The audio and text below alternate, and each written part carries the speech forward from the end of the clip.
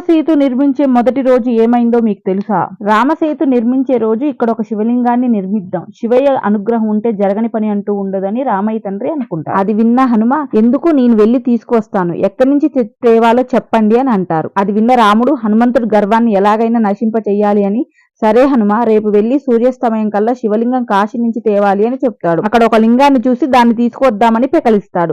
అది హనుమ ఎంత పెకలించినా కదలను కూడా కదలదు. చివరికి హనుమ తన బలాన్నంతా ఉపయోగించి శివలింగాన్ని తీసుకొని వెళ్తాడు. అక్కడ మట్టి శివలింగాన్ని తయారు చేస్తాడు. అది చూసిన హనుమ, నేను వచ్చేసరికి మీరు మట్టి లింగం చేశారా స్వామి అంటూ కంటతడి పెట్టుకుంటాడు.